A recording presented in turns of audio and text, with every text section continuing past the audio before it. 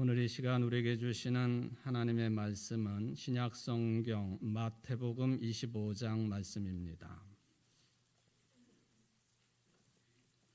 마태복음 25장 31절부터 46절까지 말씀을 봉독해 드리겠습니다. 인자가 자기 영광으로 모든 천사와 함께 올 때에 자기 영광의 보좌에 앉으리니 모든 민족을 그 앞에 모으고 각각 구분하기를 목자가 양과 염소를 구분하는 것 같이 하여 양은 그 오른편에 염소는 왼편에 두리라. 그때 임금이 그 오른편에 있는 자들에게 이르시되 내 아버지께 복받을 자들이여 나와 창세로부터 너희를 위하여 예비된 나라를 상속받으라. 내가 줄일 때 너희가 먹을 것을 주었고 목마를 때 마시게 하였고 나그네 되었을 때 영접하였고 헐벗었을 때 옷을 입혔고 병들었을 때 돌보았고 옥에 갇혔을 때 와서 보았느니라. 이에 의인들이 대답하여 이르되 주여 우리가 어느 때 주께서 줄이신 것을 보고 음식을 대접하였으며 목마르신 것을 보고 마시게 하였나이까? 어느 때 나그네 되신 것을 보고 영접하였으며 헐벗으신 것을 보고 옷 입혔나이까? 어느 때 병드신 것이나 옥에 갇히신 것을 보고 가서 배웠나이까 하리니 임금이 대답하여 이르시되 내가 진실로 너희에게 이르노니 너희가 여기 내 형제 중에 지극히 작은 자 하나에게 한 것이 곧 내게 한 것이니라 하시고 또 왼편에 있는 자들에게 이르시되 저주를 받은 자들아 나를 떠나 마귀와 그 사자들을 위하여 예비된 영원한 불에 들어가라. 내가 줄일 때 너희가 먹을 것을 주지 아니하였고 목마를 때에 마시게 하지 아니하였고 나그네 되었을 때 영접하지 아니하였고 헐벗었을 때 옷 입히지 아니하였고 병들었을 때와 옥에 갇혔을 때 돌보지 아니하였느니라 하시니 그들도 대답하여 이르되 주여 우리가 어느 때 주께서 줄이신 것이나 목마르신 것이나 나그네 되신 것이나 헐벗으신 것이나 병드신 것이나 옥에 갇히신 것을 보고 공양하지 아니하더이까? 이 임금이 대답하여 이르시되 내가 진실로 너희에게 이르노니 이 지극히 작은 자 하나에게 하지 아니한 것이 곧 내게 하지 아니한 것이니라 하시리니 그들은 영벌에 의인들은 영생에 들어가리라 하시니라. 아멘. 이는 하나님의 말씀입니다. 하나님께 감사합니다.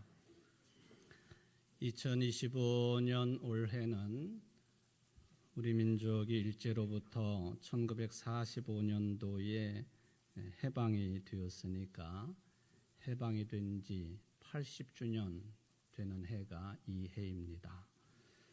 그리고 오늘 우리는 1919년 3.1 독립운동이 일어난 지 106주년을 기념하는 주일 예배를 드리고 있습니다.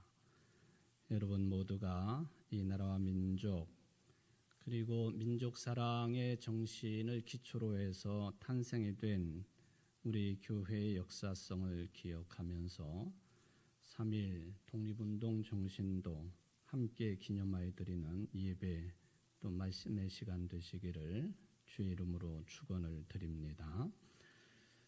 제가 우연찮게 TV에서 한 영화를 보게 되었습니다. 저는 텔레비전으로 영화를 보는 사람은 아닌데 그냥 시간이 되어서 채널을 돌리다가 보니까 한 영화를 보게 됐습니다. 그냥. 근데 그 영화가 2007년도에 제작이 된 몽골이라고 하는 제목의 영화였습니다. 물론 이제 익숙치 않은 그런 분위기 내용 때문에 이걸 계속 볼 수 있을까 생각을 했는데 그냥 빠져들었습니다. 그래서 그 영화를 보게 되었습니다. 여러분들이 잘 알고 있는 인물인 징기스칸, 원래 이름이 테무친이죠. 그러니까 징기스칸이 되기 이전에 테무친의 이름으로 살아갈 때에 그의 가정사, 개인사 그리고 넓은 초원 지역이라서 부족 간의 협력도 있었지만은 또 전쟁도 빈번하게 벌어졌던 그런 상황을 배경으로 하는 그런 영화였습니다.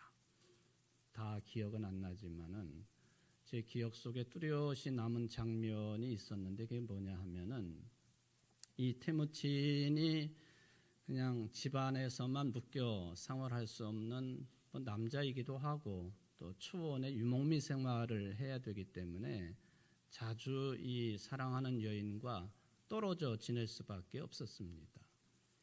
근데 그럴 때마다 이 사랑하는 여인에게 침략자로서 남자들이 다가오기도 하고 또 돈 많은 상인들이 대상의 우두머리가 다가오기도 하고 그럽니다. 그러면서도 중간중간 사랑하는 남편격인 테무치를 만나는데 만날 때마다 이 여인에게는 아이가 하나씩 생겨 있어요. 테무친의 아이가 아니에요. 그래서 아들이 하나 생기고 그 다음에 또 얼마 만에 또 만났더니 딸이 또 하나 생겨 있어.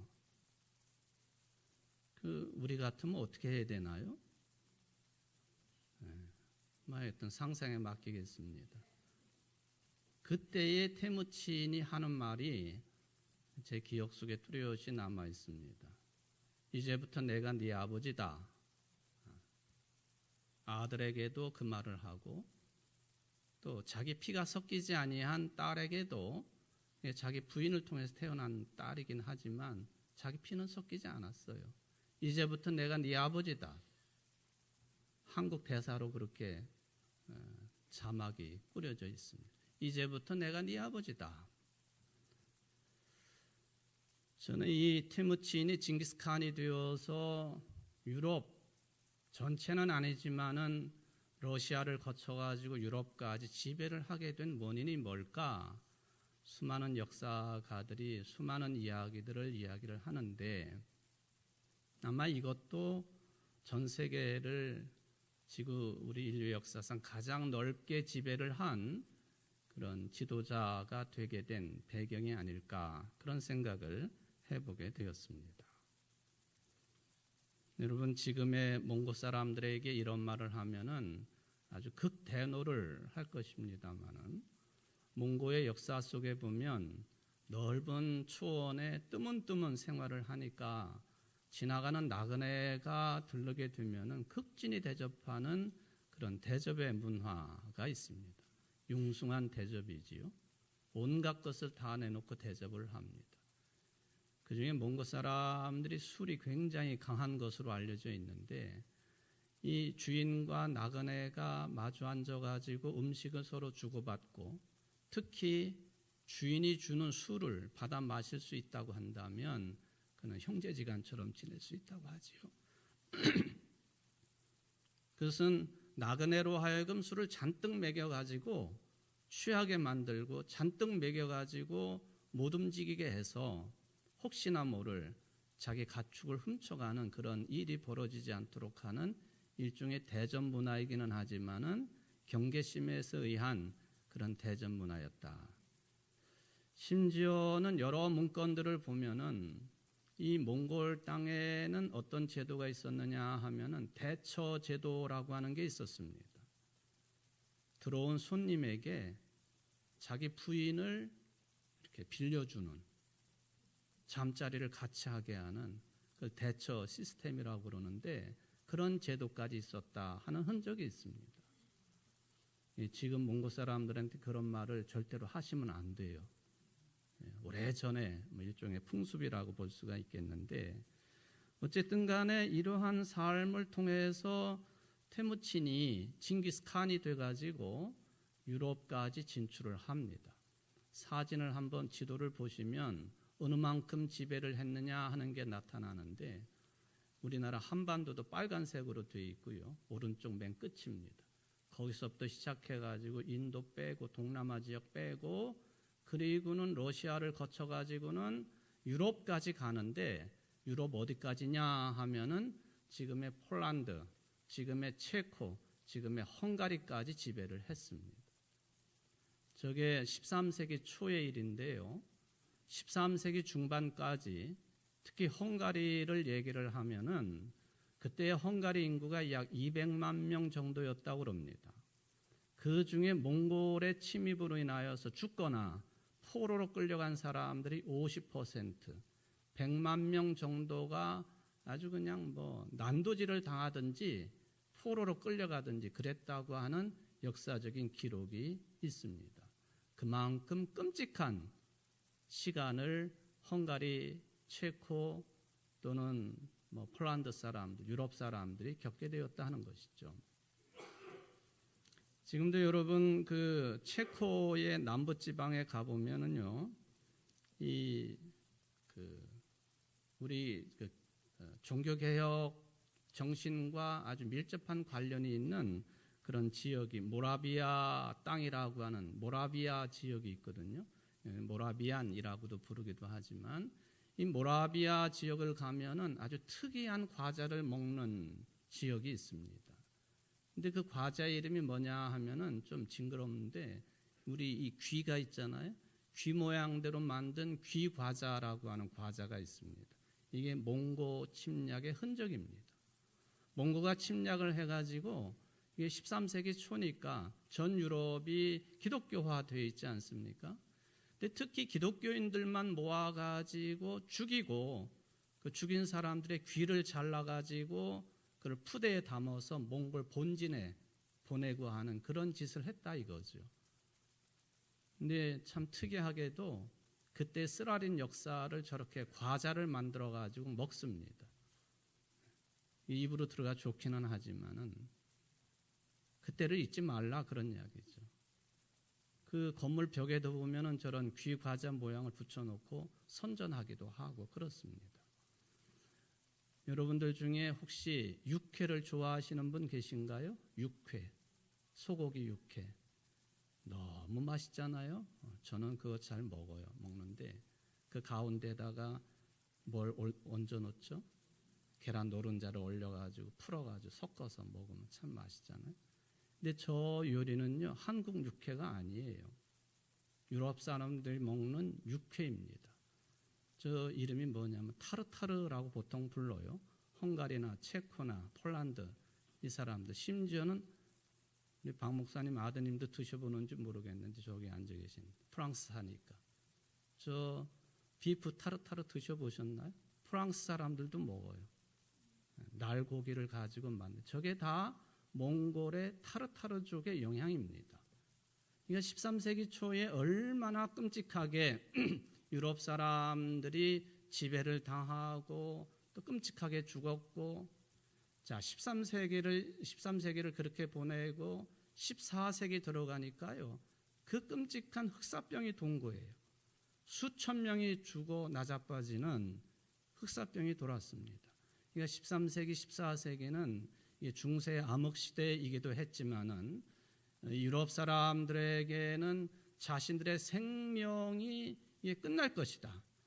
자신들의 개인적인 생명뿐만 아니라 민족 공동체가 끝장날 것이라고 하는 상당한 위협 속에서 생존할 수밖에 없었던 그런 시절이었다 하는 것을 확인해 볼 수가 있겠습니다. 혹시 앞으로 체코의 모라비안 지방을 방문하실 계획이 있으신 분들은 저 귀 과자를 꼭 드셔보십시오. 우리나라 시장에서 팔고 있는 그 이렇게 무슨 과자죠? 샌베이 중에 생강 맛이 나는 그 과자라고 그래요. 생강 맛. 일본 사람들이 우리나라를 침략해가지고 우리 민족 선조들의 귀를 다 잘라서 지금 일본 땅에는 귀 무덤이 있는 것처럼 유럽 사람들도 그렇게 당했다 하는 거죠. 특히 체코 지방 사람들이 그랬다 하는 것입니다. 이러한 몽골의 침략, 흑사병, 또 스페인 독감, 이건 유럽 사람들에게는 참 끔찍한 시간들이었습니다. 더 넓게 말하면 이거 인류의 종말이 오는 것이 아닌가, 세상에 종말이 오는 것이 아닌가 하는 생각을 반드시 하게 된 때가 그때였다라고 많은 기록에 남아 있습니다. 여러분, 근데 우리 개인도 다 죽을 때가 있지 않습니까? 어느 때에는 민족 공동체도 완전히 사라질 때가 있습니다. 그런데 이 삶과 죽음이라고 하는 현상은요, 생명을 가지고 있는 생명체에만 오는 게 아닙니다. 밤하늘에 수많은 별들이 있지만은 이 별들도 탄생할 때가 있고 죽을 때가 있다는 것이죠. 우리의 태양이 없으면 우리 지구의 사람들은 생존이 불가능한데 저 태양도 탄생한 때가 있고 언제 죽을지 모르지만 죽을 때가 반드시 온다는 거죠. 그때가 어느 때쯤일까요? 과학자들의 주장에 따르면 45억 년 후나 50억 년 후가 되면 태양도 어마어마한 부피로 팽창이 돼가지고 그래서 태양계에 소속되어 있는 대부분의 행성들을 말하자면은 집어삼키고 그리고 사라질 때가 온다라고 과학자들이 주장을 합니다. 이거는 관측과 또 과학적인 연구와 실증에 의한 결과들이기 때문에 여러분들이 나랑 상관없어 해도 그때는 반드시 오게 되어 있습니다. 이게 요즘의 과학의 발달이 다 증명해내고 있는 그런 현상들이라고 하는 것이죠. 태양과 지구의 관계만 생각해 보아도요, 한 50억 년 뒤쯤에 태양이 거대 그 붉은 행성으로 변화가 되어서 이게 부피가 어마어마하게 한 몇천 배 정도로 늘어나면은 지구를 삼킨다고 했잖아요. 그때까지 살 사람도 절대 없지만은 지구가 그때는 지구라고 하는 별 자체가 없어지는 때죠. 아니 하나님의 창조의 기록과 역사하고 이게 어떻게 연관이 될까? 그거 고민하지 마십시오. 하나님의 창조의 알파와 오메가라고 하는 것 생각해 보면 반드시 오게 되어 있다는 것이죠. 사진을 좀 보실까요? 이게 지금 이미지화한 것이지만은 붉은 테두리 그리고 가운데 시커먼 색으로 되어 있는데 저게 지금까지 인류가 발견을 한 가장 큰 규모의 블랙홀입니다. 실제로 존재하는 블랙홀이라는 거예요. 가운데 뭐 글자가 써 있고 화살표가 되어 있는데 한 가운데에 점처럼 안 보이시죠? 그냥 있다고 하세요. 저게 태양계를 가리키는 거예요. 태양계.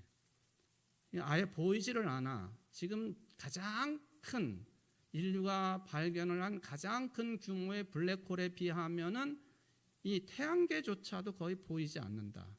규모의 차이가 저렇다 하는 거죠.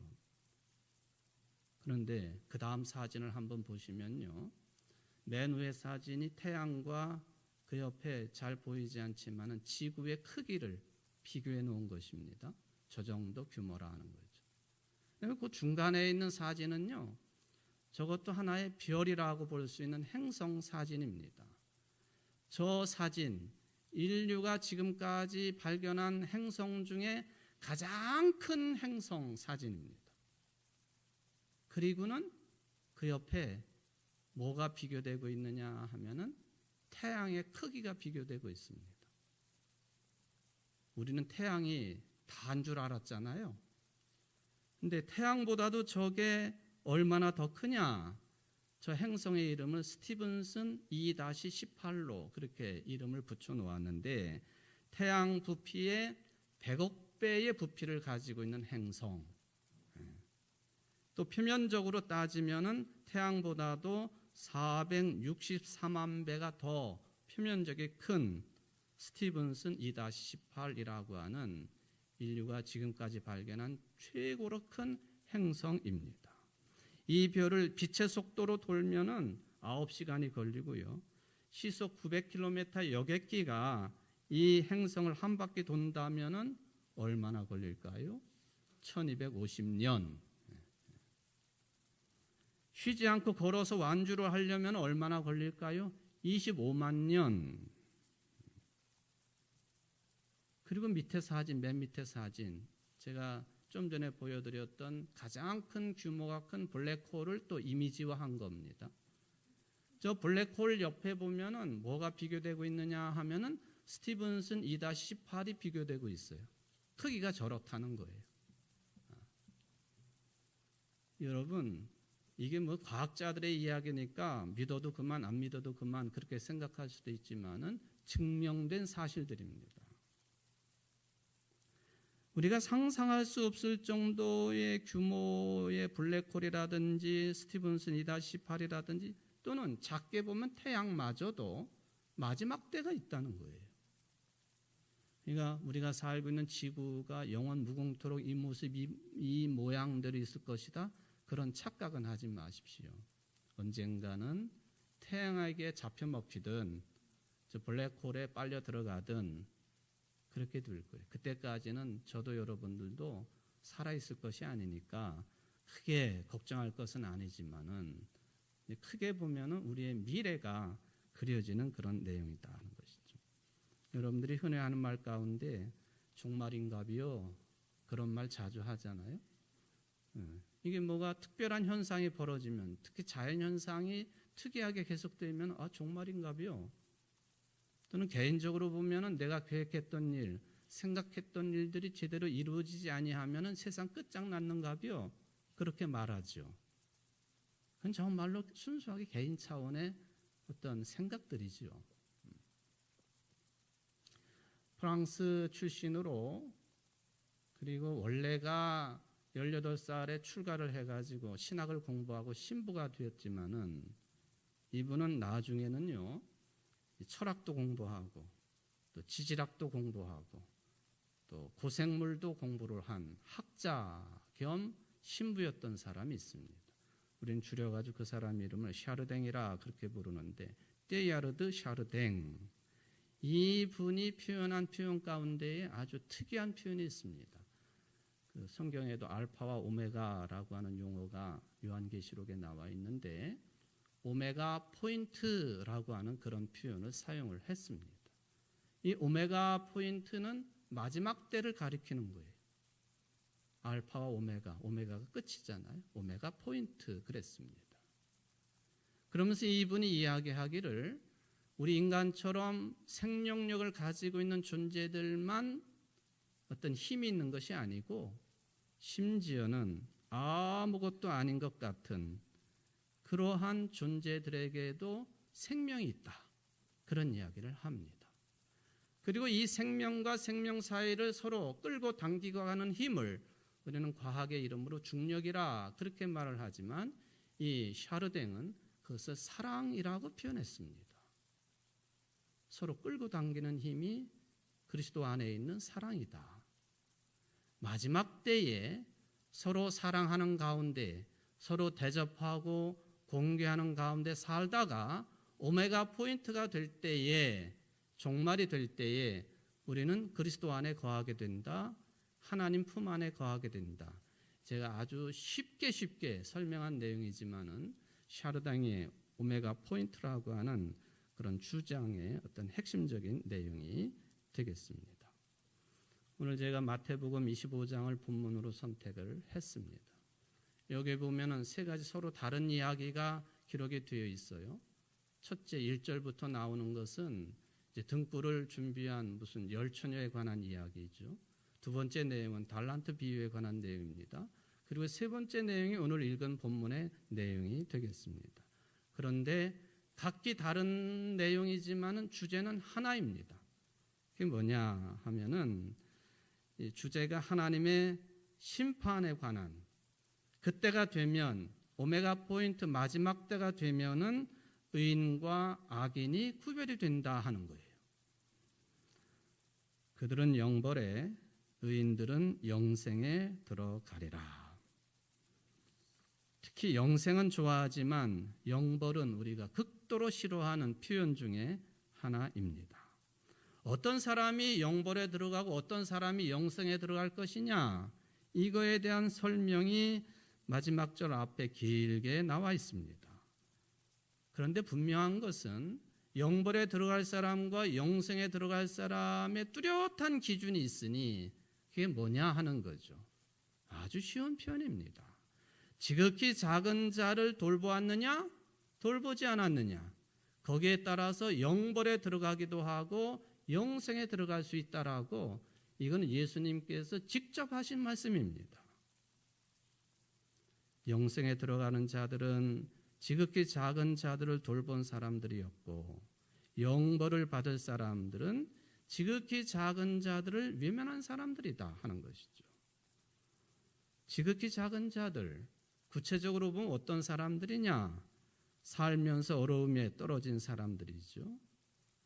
부모에 지루할 정도로 반복을 하고 있습니다. 4번이나요. 지극히 작은 자들은 이런 사람들이다라고 예수님이 말씀하십니다. 굶주린 사람들, 목마른 사람들, 나그네인 사람들, 헐벗은 사람들, 병든 사람들, 옥에 갇힌 사람들이 지극히 작은 사람들이다. 이런 사람들을 돌본 사람들은 영생에 들어가고, 이런 사람들을 외면하고 못 본 채 한 사람들은 영벌에 들어갈 것이다. 그런데 이 양자간의 사람들은 자기네들이 살면서 어떤 일을 했는지를 모른다라고 말씀을 하십니다. 여러분들은 어떤 세상에 들어가기를 원하시나요? 당연히 영생의 삶에 들어가기를 원하시지요. 오늘 본문에 보면은 마태복음 25장 31절 마지막 때, 특별한 때를 묘사를 했습니다. 인자가 자기 영광으로 모든 천사와 함께 올 때에 자기 영광의 보좌에 앉으리라 라고 하는 말씀이죠. 이게 인자, 영광, 천사, 보좌, 여러분들이 살아가고 있는 일상생활과는 별로 관련성이 없는 그런 표현들이에요. 종교적인 은유라 그런 이야기라는 거죠. 나랑 상관이 없기 때문에 이게 사실로 보는 것하고 허황된 것으로 보는 것하고 양자간이 다 위험합니다.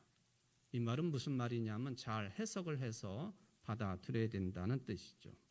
이 인자, 영광, 천사, 보좌 이 단어들이 가리키는 게 뭐냐 하면은 하나님의 임재를 말하는 거예요.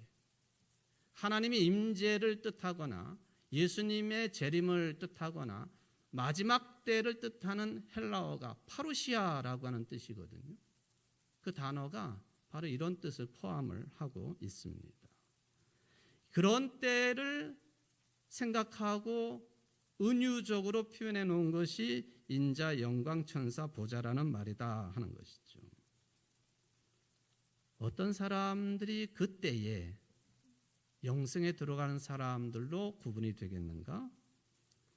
자, 지극히 작은 자들에게 내가 세상 살면서 행한 그것이 그때가 되어서 크고 놀라운 일로 나에게, 우리에게 다가온다는 뜻이 되겠습니다. 여러분들 모두가 이 진리를 꿰뚫는 그리스도인들 되시기를 바랍니다. 여러분들 살면서 어려운 사람들, 예수님이 말씀하신 지극히 작은 자들 무시하지 마십시오. 발로 차지 마십시오. 또 업신여기지 마십시오. 그렇게 되면 영벌에 처해진다는 거죠. 지극히 작은 자에게 한 것이 지극히 큰 놀라운 일로 나한테 다가온다. 이 사실, 이 믿음을 받아들이는 사람이 곧 하나님의 임재, 예수 그리스도의 재림, 파루시아, 마지막 때 오메가 포인트를 경험할 수 있는 사람들입니다. 참 중요한 내용이죠. 예를 들면은 이탈리아의 성자 프란체스코 있죠. 이집트에서 수도원 생활을 제일 먼저 시작을 한 안토니라고 하는 사람이 있지요. 원래 이 두 사람들의 아버지는요, 거부였어요. 거부. 많은 것을 물려받은 사람들입니다. 그런데 이들은 하나님의 임재, 파루시아, 오메가 포인트, 예수 그리스도의 재림의 정신을 받아들인 사람들이에요. 그랬기 때문에 작은 자들을 위해 가지고 자기가 물려받은 것들을 다 풀어서 나누어주고, 한 사람은 맨발로 탁발승 노릇을 하는 프란체스코가 됐고, 한 사람은 수도운동을 일으키는, 하루에 한 끼만 먹는 수도운동의 창시자 안토니가 됩니다. 깨달은 사람, 지극히 작은 자를 무시하지 않을 것이고 지극히 작은 자들을 위해서 사랑으로 모든 것을 쏟아 부을 수 있는 때까지 간 사람들이 영생에 들어간다. 그 말씀이죠. 우리가 늘 착각하고 사는 게 있지 않습니까? 지금 잘 사는 이 삶이 끝난다고 하는 사실을 내 문제로 받아들이지 않는다는 거예요. 또 하나가 이 영벌의 삶이, 영생의 삶이 내가 죽은 다음에 그때서부터 시작된다라고 하는 착각이라고 하는 거죠. 영생과 영벌의 삶은요, 지금 여기서부터 시작되는 겁니다. 이미 여러분들은 그 가운데 계시다는 이야기입니다. 이런 착각을 가지고 살기 때문에 끝을 모르는 거예요. 끝을 모르기 때문에 함부로 살아가는 거예요. 권력에 취해서 끝이 있다고 하는 걸 모르기 때문에 별짓을 다 하는 거죠. 똑같은 현상들입니다. 성경에서 말하고 있는 영생, 우리가 일반적으로 생각하고 있는 것처럼 지금의 삶이 무한대로 뻗어나가는 그런 생명의 삶이라고 그거 다른 거예요. 성경에서 말씀하고 있는 영생은요, 이거는 질적으로 달라진 상황, 질적으로 달라진 시간, 질적으로 달라진 삶으로 살아가는 것, 이게 영생이라는 개념을 가지고 있습니다. 이거를 비교를 해보면요, 어떤 사람이 자기가 얼마나 많이 소유한 것을 가지고 자기 존재에 어떤 의미를 두는 사람이 있는가 하면은 내가 이렇게 존재한다는 것 자체만 가지고 기뻐하고 감사하고 사는 것과 비교가 되는 거예요. 우리는 어떤 삶을 사는 사람들일까요? 여러분 중에 하나님을 잘 믿어도 실제로 영원한 생명과 거리가 먼 삶을 사는 사람도 있을 수가 있습니다. 적어도 우리가 그리스도인이라고 한다면 완성된 영생은 아직 아니지만은 영생으로부터 비춰오는 그 빛을 받고 살아가는 영생의 흔적대로 살아가는 사람들은 되어야 되지 않겠습니까? 그 기준이 지극히 작은 자들을 무시하지 않는 것입니다. 예수님의 사랑과 생명의 빛을 받은 사람들이 그대로 살아야 된다는 것이죠. 예수님이 이렇게 말씀하십니다. 나는 부활이요 생명이니 나를 믿는 자는 죽어도 살겠고 무릇 살아서 나를 믿는 자는 영원히 죽지 아니하리라. 믿으시기를 바랍니다. 초대교회 교인들과 제자들이 이 믿음을 가지고 있던 거예요. 그랬기 때문에 순교까지 할 수 있었습니다. 전혀 다른 차원의 삶을, 사랑과 생명의 삶을 살아갈 수가 있었던 것이죠. 지난주에 제가 설교를 하면서 다 풀지 못한 내용이 있었습니다. 살인 행위까지 했던 네덜란드 출신의 화가 까라바조가 누가복음의 본문 말씀을 가지고 엠마오 도상의 두 제자 그림을 두 가지를 그렸다고 말씀을 드렸죠. 까라바조는요, 누가복음 글자로 된 그 글자에서 나타나지 아니하는 질문을 던진 거예요. 길거리에서 부활하신 예수님을 몰라보던 그들이 요관집에 들어가가지고 예수님과 대화하면서 빵을 얻어먹고 눈이 뜨여가지고 부활하신 예수님을 알아보았다. 그 이야기죠. 도대체 이 기적이 두 사람에게 일어나게 된 근본적인 계기가 뭐냐? 이거를 까라바조가 그림을 통해서 질문을 한 겁니다. 길거리에서 예수님은 전혀 낯선 자였습니다. 나그네, 지극히 작은 자와 같은 분이셨어요. 그런데 이 두 사람이 여관으로 모셔가지고 오늘 밤 여기서 유하십시오. 편히 쉬십시오. 드십시오. 자비를 베풀었다는 거예요.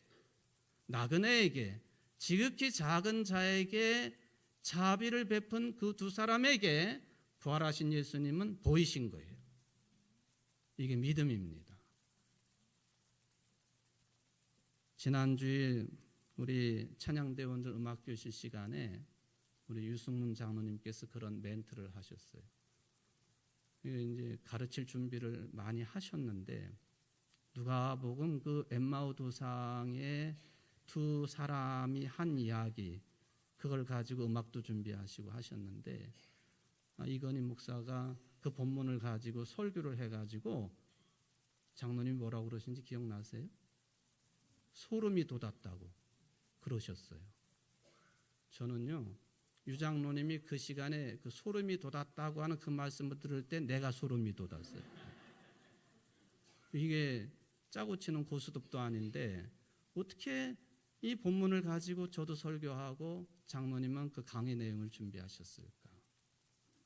날이 저물었으니 여기 유하십시다, 드십시다, 주무십시오. 이게 나그네를 대접하는 지금의 유럽인들도 관용구처럼 사용하고 있는 그런 용어다. 제가 그래서 모르는 것을 깨달았기 때문에 소름이 돋은 거예요. 여러분이 어떻게 하면 예수님을 만날 수 있을까? 하나님을 만날 수 있을까? 어떻게 하면 영생의 삶을 지금부터 살 수 있을까? 답은 분명해요. 지극히 작은 자들을 존중하십시오. 나그네를 대접하십시오. 힘든 사람들을 도와주십시오. 사랑의 삶을 사십시오. 지금부터 내가 네 아버지다. 그런 정신으로 사십시오. 이게 해답입니다. 저는 설교 준비를 하면서 마지막으로 그 유명한 악성인 베토벤의 교향곡 9번을 듣게 되었습니다. 9번 중에서도 합창 중에서도 환희의 송가, 지금 유럽연합 EU의 국가라고 알려지고 있는 이 환희의 송가예요. 환희의 송가. 여러분 이 위대한 음악을 만들 때 베토벤 상황이 어떤 줄 아시죠? 전혀 듣지 못한 상황이었습니다. 절망적인 상황이에요.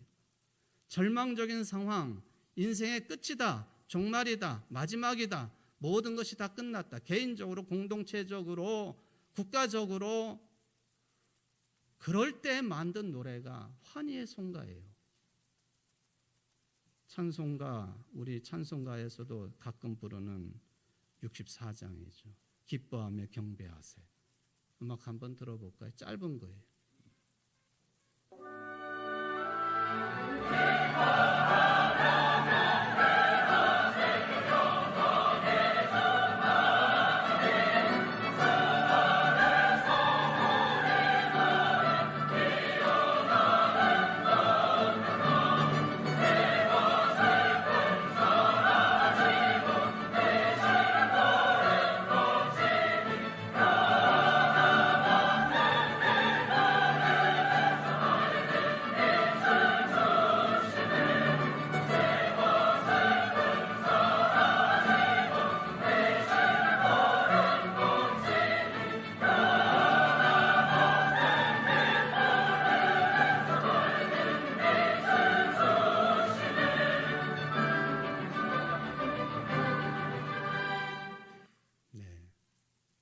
작년에 서울 압구정동인가요? 있는 그 소망교회가 부활절을 맞이해 가지고 음악제를 할 때 그 찬양대원들이 불렀던 클라이막스죠.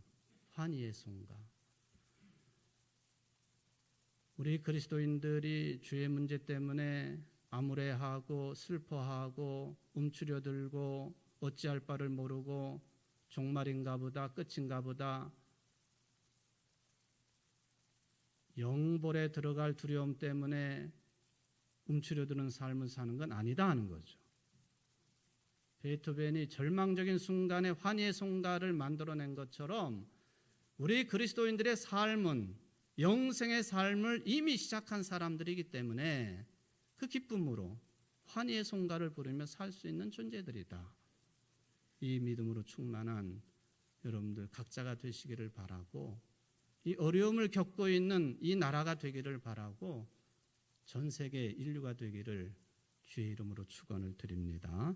자비하신 하나님 아버지,